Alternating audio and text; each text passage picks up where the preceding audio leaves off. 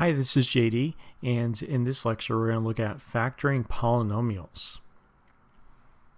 The general strategy for factoring. So step 1 is always find the GCF first. Step 2 is identify the number of terms. Step 3 is to identify specifically what is given. This is to go a little further as far as, what, so if it's a binomial, is it a difference of squares, sum of cubes, or difference of cubes? And then to apply either the shortcut, which is like applying a formula, or the strategy or algorithm of factoring. Now, something else is if a trinomial is factorable, then if you do b squared minus 4ac, as in like ax squared plus bx plus c, and you do b squared minus 4ac, and that equals to a square, then it's factorable. But if it's a non-square, then it is prime or not factorable. So what would be a square? 0, 1, 4, 9, 16, 25, 36.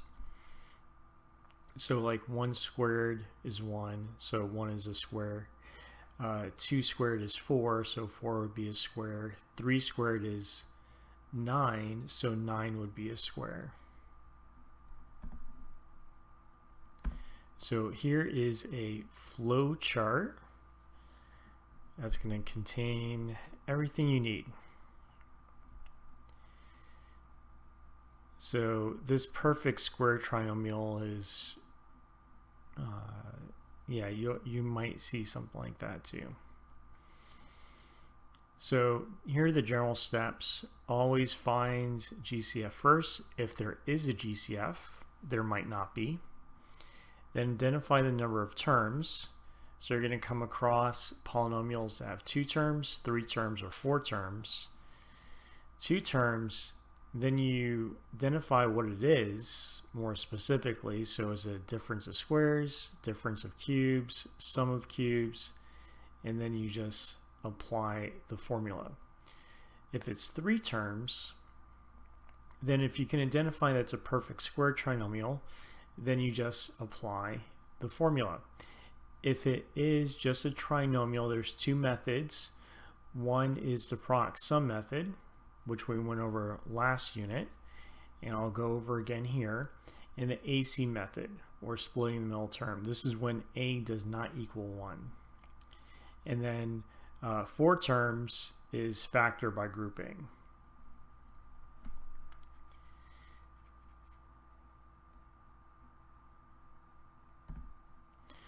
All right, so let's look at look for the GCF in this example. So if I look at 36x cubed plus 27x squared, to factor this, first look at the numbers, 36 and 27. 9 goes into them evenly, and that's the largest number that goes into them evenly. So that would be part of the GCF. And then look at x cubed, x squared. And then ask yourself, well, how many x's they have in common? Well, 2, because x squared is x times x, and x cubed is x times x times x. So the GCF would be 9x squared, and that's what you pull out. And then what you pull out, you're left with 4x plus 3. Now to find that, you can just do the opposite. So you can ask, okay, what times 9x squared is going to give me 30x cubed, and that would be 4x, because 4 times 9 is 36, and x squared is just missing the x to make it x cubed. What times 9x squared will give me 27x squared? That would be 3. 3 times 9 is 27, and that already has in x squared, so I don't need to add anything else to it. So, and kind of remember that factoring, or GCF, the opposite of that is the distributive property. All right, so factor by grouping. So I rewrote it or retyped it. You want to group the first two terms together and then the last two terms together. And then you pull out the GCF of each one. So the GCF of these two would be x squared. When I pull that out, I'm left with 3x minus 2. GCF is the opposite of distributive property, so you can also divide if you want. 3x cubed divided by x squared gives you the 3x. Negative 2x squared divided by x squared. The x squares cancel out, that leaves you with the minus 2. Now you want to pull the GCF out of these two, which is 2, but you also want to change the sign because what you want to do is match what's inside the parentheses. So we'll pull out negative 2. Negative 6x divided by negative 2 gives you the 3x. 4 divided by negative 2 gives you that minus 2. Then what you do next is you do GCF again, put the x squared minus 2 in one set of parentheses, and then take the 3x minus 2 and put that in another set of parentheses. What you're doing here is you're taking out what they have in common, which is that 3x minus 2 out of both of those terms. Now you're factoring, so order doesn't matter, but what matters is what's inside the parentheses. So this 3x minus 2 parentheses could be written first or second, like here, it doesn't matter. Still the correct answer. All right, so let's move to the next technique for factoring, and that is factoring a trinomial when a equals 1. You can use what's called the product sum method. So with the product sum method, you could set up an x, and what you want to do is on top you want to put the c, which is negative 18, and then the b on the bottom, which is 3, product sum. So product, as in multiplication, what times what will give you negative 18, and then when add together gives you a positive 3. And that would be 6 and negative 3. And then with the product sum method, that's what goes in the parentheses. So that would be x plus 6 and then x minus 3 in parentheses around it. Factoring is all about setting up those parentheses. Factor means multiplication, and what you're doing when you have the parentheses set up like this, you are multiplying. So these are factors.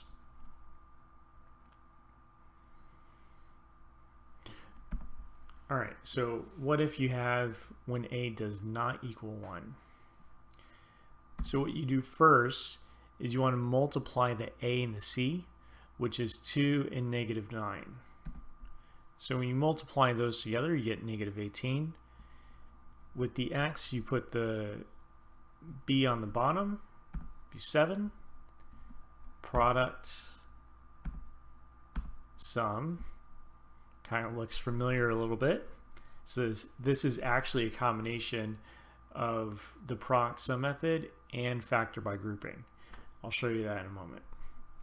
But it's a combination of those two. So then ask yourself, okay, what times what will give you negative 18, and when add together gives you 7, 9, and negative 2. And if this is either the AC or the C, if it's negative, then the signs are going to be different. If this is positive, then the signs are going to be the same.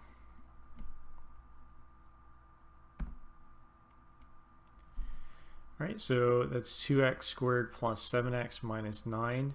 I'm going to rewrite this, and what you do is you're splitting the middle term. So you're taking 7x and you're splitting it up into 9 and negative 2. So you get 9x minus 2x. Everything stays the same. So it's 2x squared plus 9x minus 2x minus 9. Factor by grouping. So you look at the first two, there's an x that goes into them, looking for the GCF. So that leaves you with 2x plus 9 in the parentheses. With minus 2x minus 9, the last two, the GCF, there's always a GCF. Even when it doesn't look like it, if it looks like there's no GCF, you still have 1 as a common factor.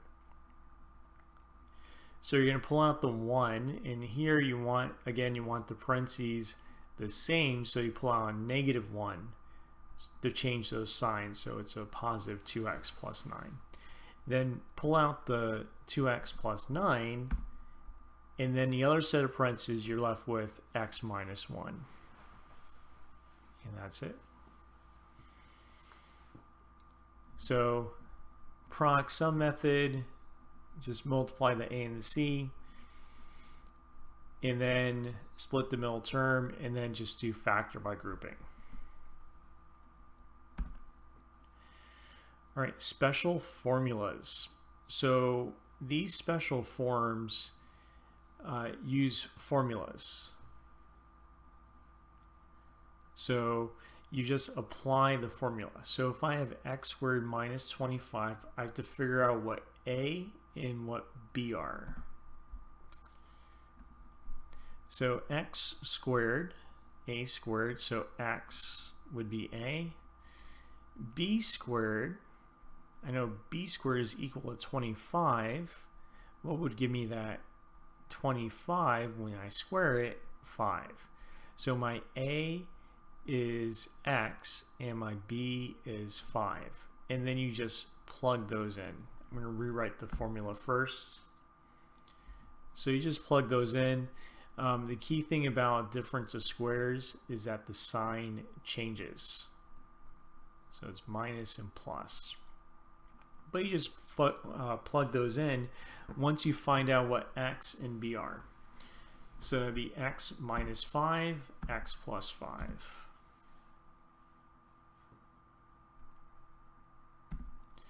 All right, so difference of cubes, another formula. You're just finding out what a and what b are. So you have 8x cubed for a cubed and 27 for b cubed. Well, a would be 2x and b would be 3. 2x cubed, or 2x times 2x times 2x, gives you the 8 cubed. 3 times 3 times 3 gives you the 27. Let's rewrite the formula. Now the difference between these two, this one and then the sum of cubes, is that you can remember the signs by SOAP. Same, opposite, always positive. And you can see the A's are descending while the B's are ascending. And then just substitute. So A is 2x, B is 3. Notice that this is 2x squared, this is 2x times 3, and then this is 3 squared. And now what you want to do, you have additional step, you want to simplify a little bit more. So 2x squared would be 2x times 2x, which is 4x squared. 2x times 3 would be 6x, and then 3 squared would be 9. And then you would just leave it like this. What's going to happen most of the time here is that this trinomial, when you're doing a difference of cubes or sum of cubes, is not going to be factorable.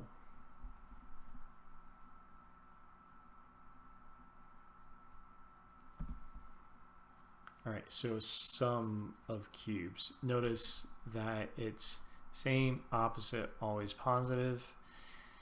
And what we're factoring here is 64 plus x cubed. This is where you have to identify it. You know, is it a difference of squares where you have a square minus another square? Is it a difference of cubes where you have a cube minus another cube? Or you have a sum of cubes, a cube plus another cube? What's going to give it away are the exponents and the sign in between.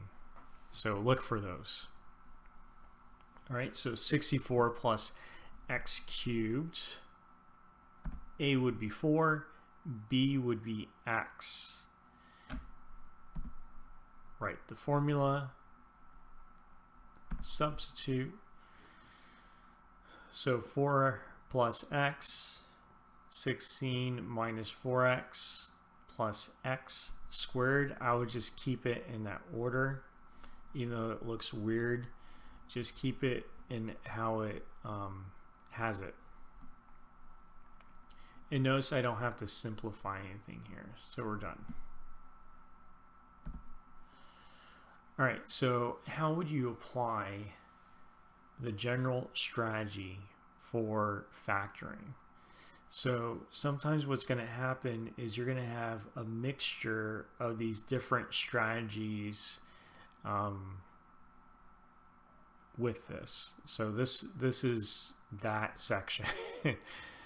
So if I look at this first one has, looks like it's kind of like a factoring by grouping. So you take out we're going to take out the x squared plus 36. That leaves you with x squared plus 36, and then in the other set of parentheses, the x squared minus 25. Well, this x squared minus 25 here is a difference of squares. X squared is a square, 25 is a square. So then you apply the difference of squares formula. A would be x, B would be 5, so it's x minus 5, x plus 5, x squared plus 36.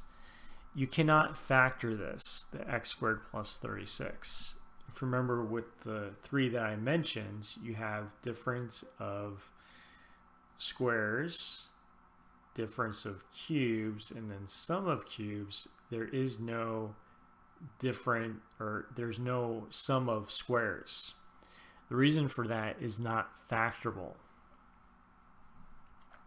using real numbers. So you can't factor it, so you just leave it. Now let's look at that next one, 5x cubed minus 180x. Always look for a GCF first. Here it was the x squared plus 36. So looks like 5 goes into both of those and x goes into both of those. So the GCF would be 5x. That leaves you with x squared minus 36. This x squared minus 36 is a difference of squares. So it would be 5x, and then factor the x squared minus 36, which would be x minus 6, x plus 6.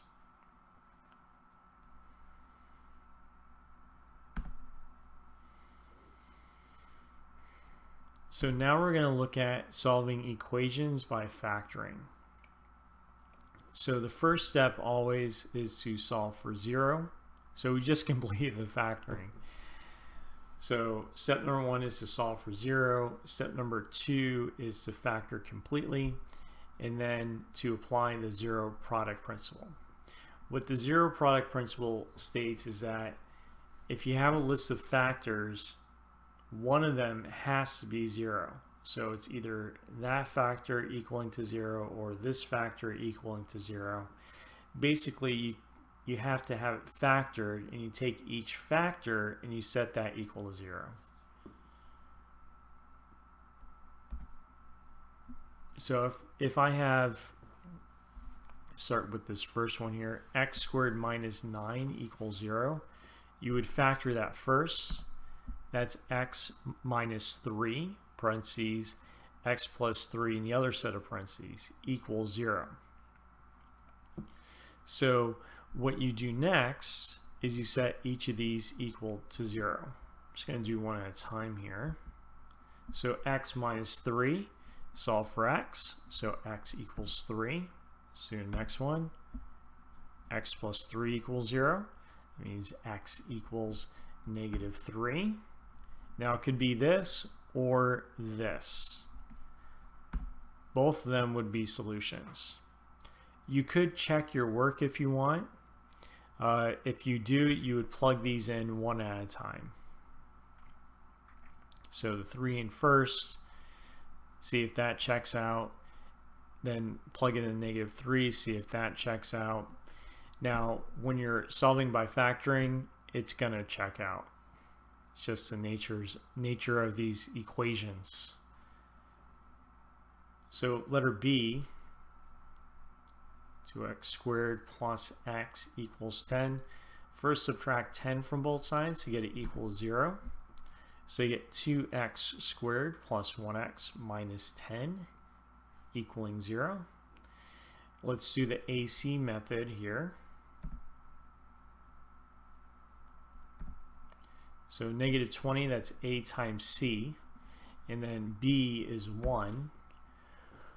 What multiplied together gives you negative 20, and then when added together gives you 1. That would be 5 and negative 4. So use those to split the middle term, and then do factor by grouping. With this first grouping, 2x comes out of both of those. And then with the second grouping, 5 comes out of both of those. So in this parentheses leaves you with x minus 2, x minus 2. Pull that out, so x minus 2, and then parentheses 2x plus 5. Now what you want to do next is set each of these equal to 0 using the zero product principle. And we'll solve for each of these. So it's 2x plus 5. Subtract 5 from both sides. So it's 2x equals, looks like I jumped the gun here. You subtract both sides by 5. That's 2x equals negative 5. And then you would divide both sides by 2, giving you x equals negative 5 halves.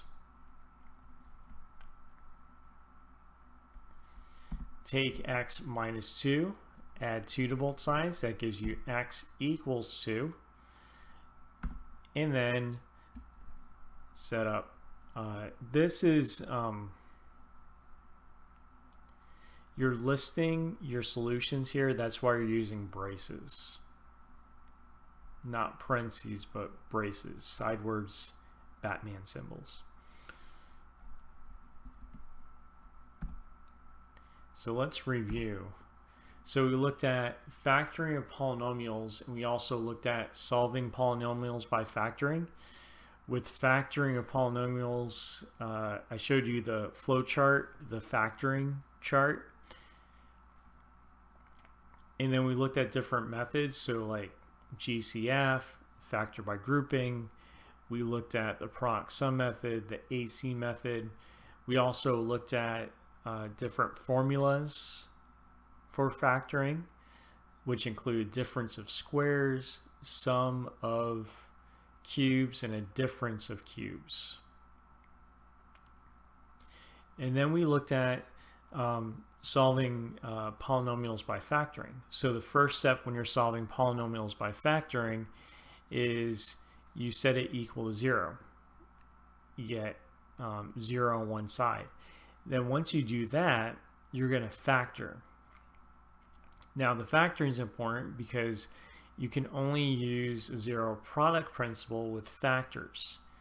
So once it's in factored form, you set each of those factors equal to 0, and then they become simple one variable equations, and so you can just solve for x in each of them. Thanks for watching this video. Please like, share, and subscribe, and if you have any questions, put them in the comments below. Thank you, and I hope you have a wonderful night.